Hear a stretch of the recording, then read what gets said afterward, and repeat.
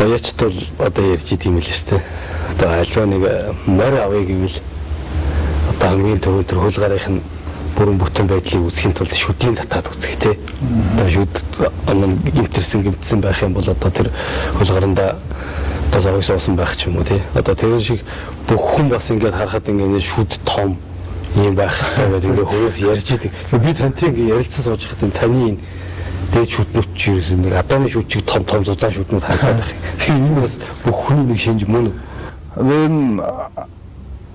Энэ Анангот нэг таарсан юм. За. Тий, Анангот гэсэн дэгжсэн. Ер нь энэ шүд бол бас нэг шинж одоо моринд бол тийм. Одоо бүхэд бол бас ялгааг бахаа гэдэг. Анан монлоо шилжсэн. Тэгээд өөрөө хээр морин л их мондөг шүдтэй эслэгдэл. Тэгээ чи бас сайхан шүдтэй байна. Тийм өдөөс хараас ухаар ингэж жоох өмнөс хэлбэр болохоор нэг том цааш. Тийм тэгэл одоо багадаа нэг чихэр мэхэр одоо тухайч ховорч байсан. Нэг айхтар тэгж байгаагүй тэгэл аар бол цагаагаа идэл тэгэл. Бас шүд бас хорхоо идэг бас айтайхан өссөн тий.